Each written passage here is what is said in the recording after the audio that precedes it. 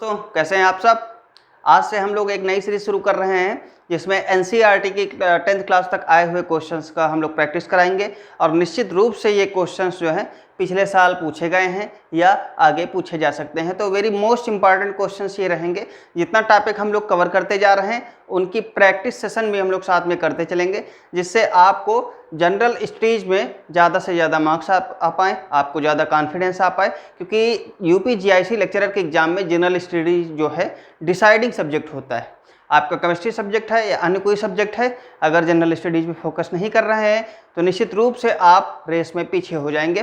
तो हम लोग हिस्ट्री, ज्योग्राफी एंड पॉलिटी के तीनों सेक्शंस के हम लोग ये क्वेश्चन आंसर सेशन चलाएंगे। जैसे जैसे आपकी क्लासेस खत्म होती जाएंगी वैसे वैसे उसके बाद हम लोग ये प्रैक्टिस सेशन शुरू करेंगे। तो आज देखते हैं हम लोग ज्योग्राफी का जो हमने चैप्टर्स पढ़ लिए हैं उनका क्वेश्चंस प्रैक्टिस करते हैं। चलिए कंटिन्यू करते हैं। पहला क्वेश्चन, निम्न में से कौन सा कथन सत्य है? भारत देश उत्तरी गोलार्ध में स्थित है और भारत का सबसे पूर्वी देशांतर 80 डिग्री 7 मिनट है। अब इसके लिए हमने आपको बताया था, आपको अगर याद हो, ये मान लेते हैं ग्लोब है, ये हमारा विषुवत रेखा हो गया 0 डिग्री, यहाँ पे ये कर्क रेखा है और यहाँ पे ये मकर रेखा है। विषुवत रेखा के और ये कंसीडर कर लेते हैं मानक या उत्तर 0 डिग्री पे, और यहाँ पे ये भारत की सिचुएशन थी। तो 0 डिग्री के ऊपर होता है उत्तरी गोलार्ध और 0 डिग्री के नीचे होता है दक्षिणी गोलार्ध। ठीक है, तो भारत की पोजीशन कहाँ पर है? उत्तरी गोलार्ध में। तो पहला पॉइंट इसका, भारत देश उत्तरी गोलार्ध में स्थित है, सही है। अब इसका दूसरा पॉइंट, भारत का सबसे पूर्वी देशांतर 80 डिग्री 7 मिनट है। हमने आपको बताया था भारत का सबसे पूर्वी देशांतर जो है 97 डिग्री 25 मिनट है। ठीक है, आपको अगर याद हो तो ये दूसरा जो क्वेश्चन है, दूसरा जो इसका ऑप्शन है वो गलत है और पहला ऑप्शन सही है। तो इसलिए इसका कौन सा सेक्शन सही होगा? केवल ए सही होगा, पहला वाला ही केवल सही होगा।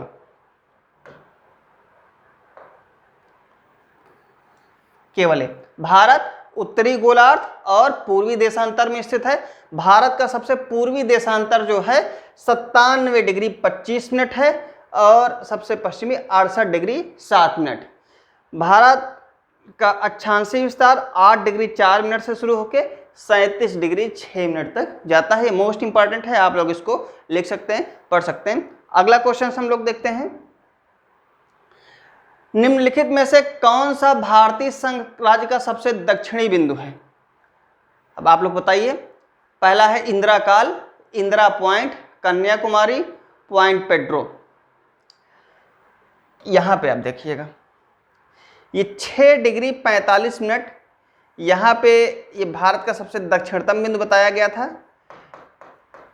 इसको बताया था नाम हमने इंदिरा पॉइंट। और धरातल पे जो सबसे दक्षिणी बिंदु है ये 8 डिग्री 4 मिनट पे है, ये कन्याकुमारी है। अगर भारतीय स्थल पे, स्थल भूमि से लगा हुआ सबसे दक्षिणी पॉइंट तो कन्याकुमारी 8 डिग्री 4 मिनट, लेकिन टोटल भारत का सबसे दक्षिणी पॉइंट इंदिरा पॉइंट है, ये 6 डिग्री 4 मिनट पे। तो इसका जो आंसर होगा इंदिरा पॉइंट। दूसरा, भारत का सबसे दक्षिणतम बिंदु इंदिरा पॉइंट कितना? 6 डिग्री 4 मिनट पे है। और इसके दूसरे नाम भी बताए गए थे। इसका दूसरा नाम पिग्मेरियन पॉइंट या पार्सन पॉइंट भी इसके दूसरे नाम बताए गए थे। पुराना नाम पिग्मेरियन पॉइंट या पार्सन पॉइंट है। 2004 में जब सुनामी आई थी तब ये इंदिरा पॉइंट हमारा डूब गया था। ठीक है, तो अब ये जलमग्न है, लेकिन सबसे दक्षिणी पॉइंट अगर कंसीडर किया जाएगा तो 6 डिग्री 4 मिनट पे जो हमारा पॉइंट है इंदिरा पॉइंट, उसको कंसीडर करते हैं। अगला क्वेश्चन देखते हैं, पांडिचेरी केंद्र शासित प्रदेश 3 राज्यों में फैला है। इसके विभिन्न जिले एवं अवस्थितियों के बारे में सम्मिलित कीजिए। पहला यनम आंध्र प्रदेश, कराईकल तमिलनाडु, माहे केरल। हमने आपको बताया था कि पांडिचेरी जो केंद्र शासित प्रदेश है उसकी जो स्थिति है बड़ी ही विचित्र है, क्योंकि वो उसके मात्र 4 जिले हैं और वो चारों जिले 3 अलग अलग राज्यों में फैले हैं। आप लोग इसमें देख सकते हैं यनम जो पाया जाता है पांडिचेरी का राज्य है वो आंध्र प्रदेश में है। तमिलनाडु में पांडिचेरी के जो 2 जिले पाए जाते हैं, पहला स्वयं पांडिचेरी पाया जाता है, दूसरा कराईकल पाया जाता है, और इसका चौथा जिला माहे जो है वो केरल में पाया जाता है। तो यनम आंध्र प्रदेश में पाया जाता है, सही है। कराईकल तमिलनाडु में पाया जाता है, सही है। माहे केरल में पाया जाता है, सही है। यानी कि इसके 1, 2 और 3 सारे पॉइंट्स सही है। ठीक है, पांडिचेरी की स्थिति पे भी विशेष नजर आपको रखनी है। अगला क्वेश्चन देखते हैं। भारत देश की लंबाई उत्तर से दक्षिण की ओर और पूर्व से पश्चिम की अपेक्षा अधिक है। अच्छा, उत्तर से दक्षिण की ओर पूर्व से पश्चिम की अपेक्षा अधिक है। ठीक है, ये उत्तर से दक्षिण की भारत लंबाई बताई गई थी आपको, कितनी थी? उत्तर से दक्षिण 2933 किलोमीटर, और पूर्व से पश्चिम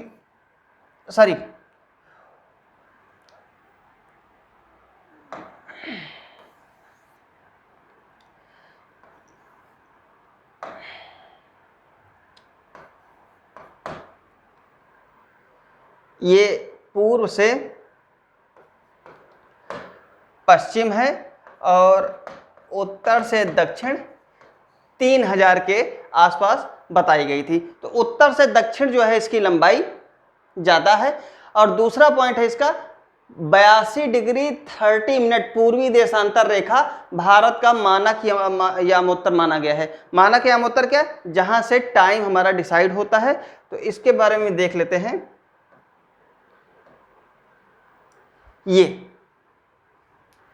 ये 82 डिग्री 30 मिनट हमारा मानक यामोत्तर जा रहा है, और यही माना गया है। इलाहाबाद के प्रयाग के नैनी के पास से होकर गुजरता है। ठीक है, तो दूसरा पॉइंट हमारा सही है। और उत्तर से दक्षिण इसकी लंबाई जो है 3214 किलोमीटर है, और पूर्व से इसकी पश्चिम लंबाई 2933 किलोमीटर है। तो इसके कौन कौन से पॉइंट सही हैं? इसके दोनों पॉइंट सही हैं जो हम क्वेश्चन पढ़ रहे थे। ये दोनों पॉइंट सही हैं। ठीक है, आप उत्तर से दक्षिण और पूर्व से पश्चिम की लंबाई जो है बिल्कुल याद कर डालिए। कौन कौन सा अक्षांश है यहाँ पे, कौन कौन सा देशांतर है यहाँ पे, ये भी आपको बिल्कुल याद करना है। ठीक है, अगला क्वेश्चन देखते हैं, कंटिन्यू करते हैं। पाक जलसंधि किन 2 देशों के बीच में स्थित है? तो पाक जलसंधि जो है भारत और श्रीलंका के बीच में स्थित है। यहाँ पे मैप में देखने की कोशिश करते हैं। ये तमिलनाडु से एक जो द्वीप बना हुआ है, पंबन द्वीप इसको कहते हैं, और पंबन द्वीप के उत्तर में यहाँ पे पाक जलसंधि पाई जाती है, और यहाँ पे मन्नार की खाड़ी पाई जाती है।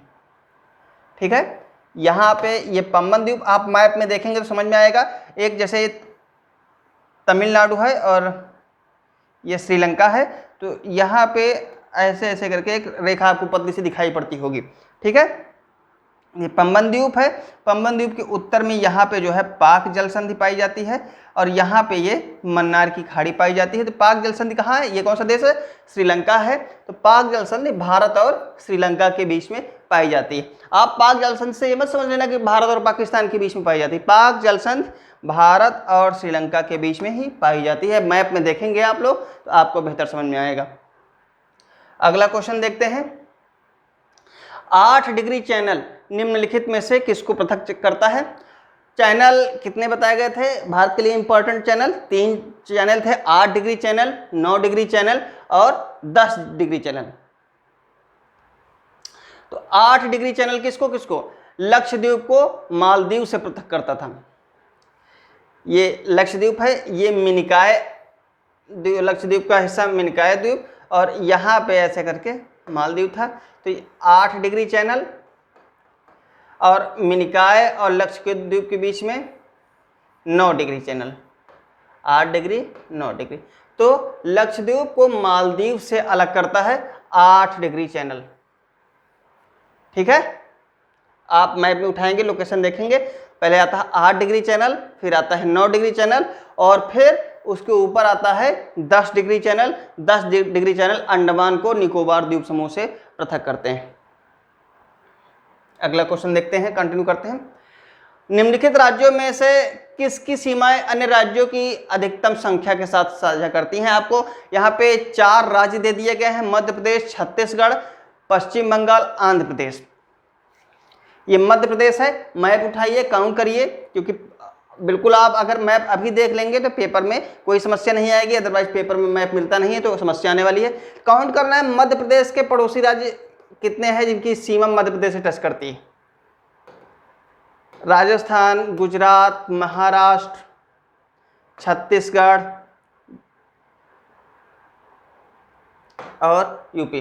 तो मध्य प्रदेश के 5 राज्य हैं,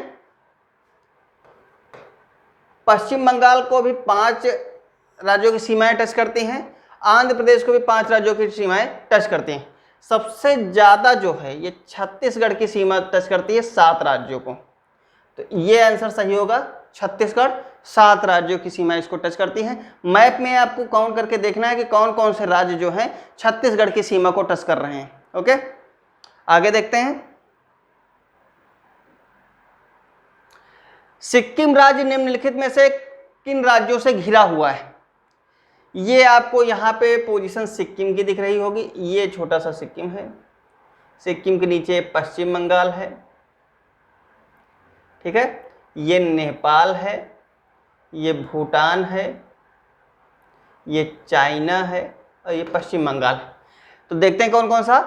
चीन, नेपाल, भूटान और पश्चिम बंगाल। इसका पहला आंसर सही होगा। ये सिक्किम, सिक्किम के उत्तर में हमारा चीन, पश्चिम में, और पूर्व में ये भूटान, उत्तर में चाइना तिब्बत का भाग और दक्षिण में ये पश्चिम बंगाल। तो इसका पहला आंसर सही होगा। आगे कंटिन्यू करते हैं।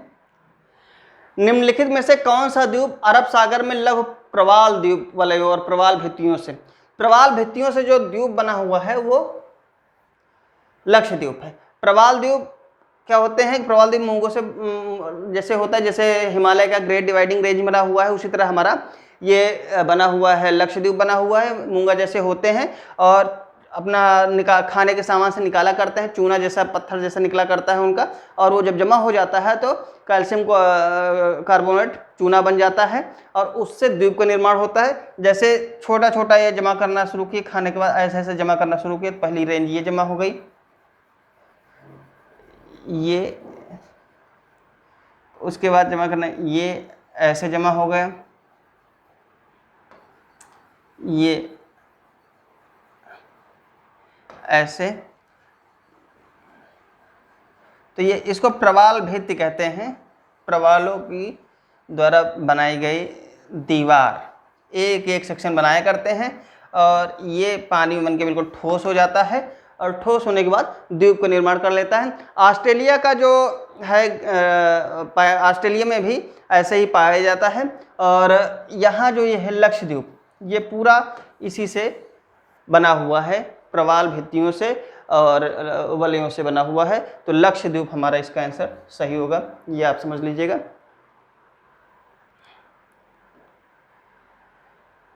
मैकमोहन रेखा का उल्लेख भारत के साथ किस देश के संबंध के संदर्भ में किया जाता है? तो मैकमोहन रेखा एक सर हेनरी मैकमोहन थे। 1914 में जब भारत ब्रिटेन का हिस्सा था, ब्रिटेन, चीन, तिब्बत के मध्य शिमला समझौता हुआ था और वहीं पे ये मैकमोहन रेखा जो है डिसाइड की गई थी। ये चाइना और भारत के बीच में है, अरुणाचल प्रदेश में यहाँ पे ये हमारी मैकमोहन रेखा है। तो चीन के साथ है मैकमोहन रेखा।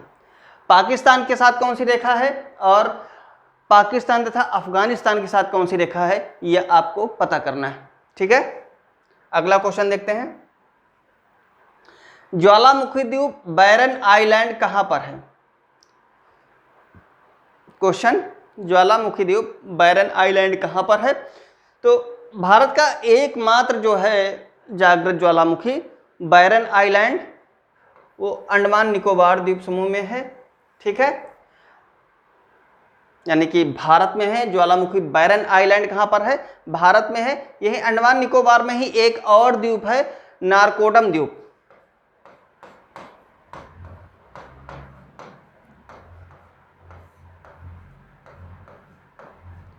ठीक है, ये सुषुप्त ज्वालामुखी है।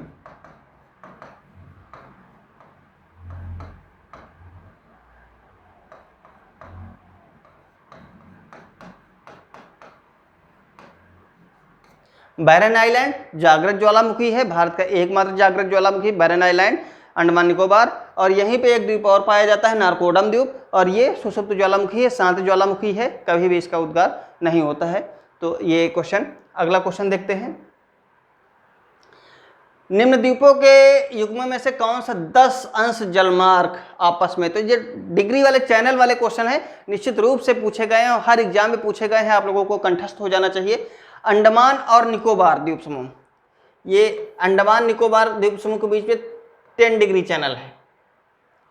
ये अंडमान हो गया और ये निकोबार। लक्षद्वीप और मालदीव, अभी हमने बताया था मिनकाय द्वीप था, मिनकाय द्वीप के बाद यहाँ मालदीव था, तो इनके बीच में था 8 डिग्री चैनल। ठीक है, निकोबार एवं सुमात्रा, मैप में देखेंगे निकोबार और जो सुमात्रा अलग हुए हैं वो ग्रेट चैनल के माध्यम से अलग हुए हैं। अगला है सुमात्रा एवं जावा, सुमात्रा और जावा जो है सुंडा जलसंधि के द्वारा अलग है। तो 10 डिग्री चैनल अंडमान निकोबार द्वीप समूह, Maldives Lakshadweep 8 degree channel, Sumatra Java great channel और सुमात्रा जावा सुंडा जलसंधि, और निकोबार एवं सुमात्रा ग्रेट चैनल से अलग हुए हैं। ठीक है, Nicobar Sumatra great channel, Sumatra Java सुंडा जलसंधि, मालदीव लक्षद्वीप 8 डिग्री, अंडमान निकोबार 10 डिग्री। ठीक है, तो 10 अंश जलमार्ग आपस में पृथक करता है अंडमान एवं निकोबार का। अगला क्वेश्चन देखते हैं। भारत के राज्यों का निम्नलिखित में से कौन सा युग्म सबसे पूर्वी और सबसे पश्चिमी राज्य को, सबसे पूर्वी यहां पे ये कौन सा राज्य है? अरुणाचल प्रदेश।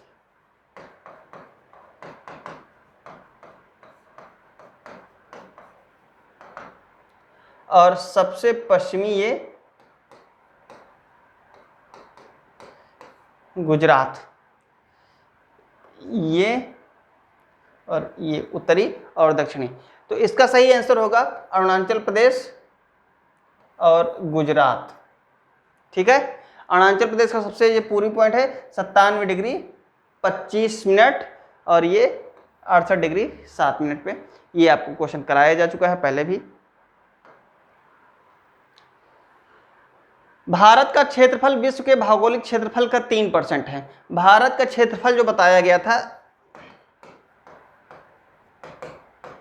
32.8 लाख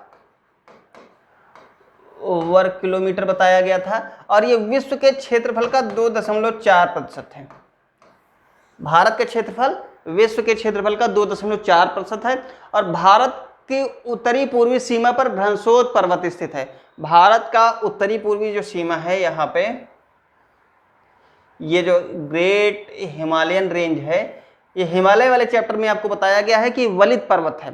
ठीक है, वलित पर्वत यानी कि कोबर की संधि पढ़ाई गई थी और हैरी हेस का नियम पढ़ाया गया था कि जब दोनों तरफ से गोंडवाना लैंड और अंगारा लैंड आपस में टकराए थे और गोंडवाना लैंड अंगारा लैंड के बीच में टेथिस सागर था और वो जब अवसाद भरना शुरू किए थे तो अवसाद भरते भरते भरते भरते एक समय ऐसा आया था कि उसमें वलन पड़ने लगे थे और उसी वलन से एक साइड पे हिमालय रेंज का निर्माण हुआ था और दूसरे रेंज पे कुनलुन श्रेणी का निर्माण हुआ था और बीच में जो है ये तिब्बत के पठार का निर्माण हुआ था।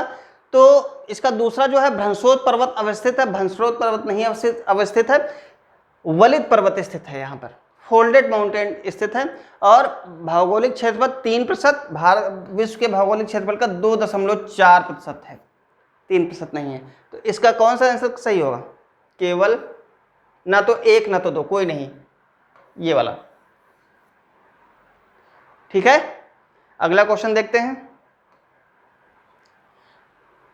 भारत की लंबाई उत्तर से दक्षिण की ओर पूर्व से पश्चिम की अपेक्षा अधिक है। अभी ये क्वेश्चन कराया जा चुका है, रिपीटेड क्वेश्चन है। उत्तर से दक्षिण की जो इसकी लंबाई है वो 3214 किलोमीटर है और पूर्व से पश्चिम इसकी जो लंबाई है 2933 किलोमीटर है। ये क्वेश्चन अभी कराया जा चुका है।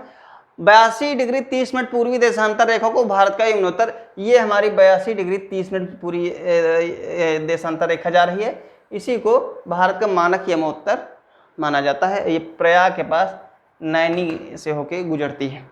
ठीक है, तो इसका कौन सा आंसर सही होगा आप लोग बताइए, कमेंट में इसका उत्तर दीजिएगा कौन सा सही होगा। केवल एक सही होगा, एक या दोनों सही होंगे, या केवल दो सही होगा, या ना तो एक और ना ही दो सही होंगे। इसमें कौन सा उत्तर सही होगा आप लोग कमेंट में इसका जवाब दीजिएगा इस क्वेश्चन का। अगला क्वेश्चन देखते हैं, चीन की सीमा से कौन से राज्य स्पर्श करते हैं। चीन की सीमा, ये चीन है, चीन को ये हिमाचल प्रदेश देखो ये स्पर्श कर रहा है, उत्तराखंड स्पर्श कर रहा है, ये सिक्किम भी स्पर्श कर रहा है, पश्चिम बंगाल जो है चीन की सीमा को स्पर्श नहीं करता है। यानी कि सिर्फ पश्चिम बंगाल नहीं स्पर्श कर रहा है, बाकी ये भी कर रहा है, ये भी कर रहा है और ये भी कर रहा है। तो इसका आंसर डी होगा 2, 3 और 4। यानी कि सिक्किम, हिमाचल प्रदेश और उत्तराखंड स्पर्श करते हैं, बाकी और कोई राज्य स्पर्श नहीं कर रहा है। अगला क्वेश्चन देखते हैं, भारत विश्व का 5वां सबसे बड़ा देश है। भारत विश्व का 7वां सबसे बड़ा देश था। सबसे बड़ा देश रसिया थे, रसिया के बाद 6 और देश बताए गए थे। आपको अपने नोट्स उठाने हैं और देखने हैं भारत से कौन से 6 देश बड़े हैं भारत के क्षेत्रफल से। भारत का नंबर 7वां था, 5वां नहीं था। भारत की तटरेखा की कुल लंबाई 7516.6 किलोमीटर है, ये सही है। तटरेखा की कुल लंबाई द्वीपों सहित बताई गई थी 7516.6 किलोमीटर। भारत की जो स्थल सीमा है 8 पड़ोसी देशों से मिलती है। भारत की स्थल सीमा 7 पड़ोसी देशों से मिलती है। आपको यहाँ पे देखना है भारत की स्थल सीमा में कौन कौन से पड़ोसी देश हैं, कौन कौन से वो पड़ोसी देश हैं जो भारत की सीमा से मिलते हैं। 8 हैं कि नहीं है, हमारे हिसाब से 8 नहीं है। इसका केवल आंसर जो होगा ये दूसरा होगा, दूसरा सही है। भारत की तटरेखा की कुल लंबाई 7516.6 किलोमीटर है। भारत विश्व का 7वां सबसे बड़ा देश है, 5वां नहीं है। अगला क्वेश्चन देखते हैं, फिर से अंडमान द्वीप समूह को निकोबार द्वीप समूह से, तो ये तो बिल्कुल रट जाना चाहिए कि 8 degree channel Maldives Minicoy, 9 degree channel Minicoy Lakshadweep और 10 डिग्री चैनल हमारा अंडमान द्वीप समूह और निकोबार द्वीप समूह। ठीक है, अगला देखते हैं, ये कर्क रेखा वाला क्वेश्चन पूछा जाता है हर बार। कर्क रेखा कहां कहां से गुजरती है, तो राजस्थान छत्तीसगढ़ से तो गुजरती ही गुजरती है। ये राजस्थान से गुजर रही है, ये छत्तीसगढ़ से। डाउट केवल इन 2 राज्यों में होता है, तो ये त्रिपुरा है और ये मिजोरम है। यानी कि छत्तीसगढ़ से भी गुजरती है, त्रिपुरा से भी गुजरती है, मिजोरम से भी गुजरती है और राजस्थान से गुजरती है। इसका आंसर होगा उपर्युक्त सभी, यानी कि चारों राज्यों से जो हमारी कर्क रेखा है गुजरती है। जो कर्क रेखा है कुल 8 राज्यों से गुजरती है, याद कर लीजिए, गुजरात, राजस्थान, मध्य प्रदेश, छत्तीसगढ़, झारखंड, पश्चिम बंगाल, त्रिपुरा, मिजोरम। ऐसे याद नहीं होगा, एक बार आप मैप लेके बैठिएगा, उसमें लोकेट करिएगा कौन बीच से कौन कौन से राज्यों से जा रही है, आपको याद हो जाएगा। ये फिर से वही क्वेश्चन शायद रिपीट हो गया है, कई बार ये क्वेश्चन पूछा गया है। तो एक बार जरा देख लेते हैं मानक यमोत्तर क्या है। भारत की लंबाई उत्तर से दक्षिण की पूर्व से पश्चिम की अपेक्षा अधिक है। ठीक है, वो तो सिंपल सी बात है। ये 3214 किलोमीटर है, ये 2933 किलोमीटर है। ठीक है, अब 82 डिग्री 30 मिनट पूर्वी यामांतर, ये जो लाइन आप देख रहे हैं इसको बोलते हैं पूर्वी देशांतर 82 डिग्री 30 मिनट। ये भारत के समय को निर्धारित करती है और ये प्रयागराज के नैनी से होकर जाती है। कभी कभी ये क्वेश्चन पूछ देते हैं कि मानक यामोत्तर रेखा कौन कौन से राज्यों से होकर गुजरती है, तो आइए देखते हैं। ये जा रही है यूपी, एमपी को टच कर रही है, छत्तीसगढ़, उड़ीसा, आंध्र प्रदेश। ठीक है, तो एक बार आप मैप में देख लीजिएगा कि जो मानक यामोत्तर 82 डिग्री 30 मिनट पूर्वी देशांतर रेखा है, यानी कि 82.5 डिग्री पूर्वी देशांतर रेखा है, इसको मानक यामोत्तर कहते हैं। और ये कौन कौन से राज्यों से होकर गुजरती है, ये इंपॉर्टेंट क्वेश्चंस है। ठीक है, तो ये हमारे क्वेश्चन हो गए। इतने क्वेश्चंस लगभग जो पहला चैप्टर पढ़ाया गया था पूछे गए हैं। इनका एक बार अगर आप रिवीजन कर डालेंगे या यहीं पे देख डालेंगे तो ये आपके दिमाग में बस जाएंगे और आपका कोई भी क्वेश्चन गलत नहीं होगा। अब मिलते हैं आप इस सीरीज की अगली कड़ी में, जब अगला चैप्टर हिमालय वाला चैप्टर खत्म हो जाएगा तब हिमालय वाले क्वेश्चंस लेके आएंगे और आप लोगों को प्रैक्टिस कराएंगे। इसी तरह हिस्ट्री के, पॉलिटी के, इकोनॉमिक्स के और हो सकता है करंट अफेयर्स की भी सीरीज शुरू की जाए। तब तक घर पे रहिए, स्वस्थ रहिए, एंजॉय करिए, पढ़ाई करते रहिए। Thank you.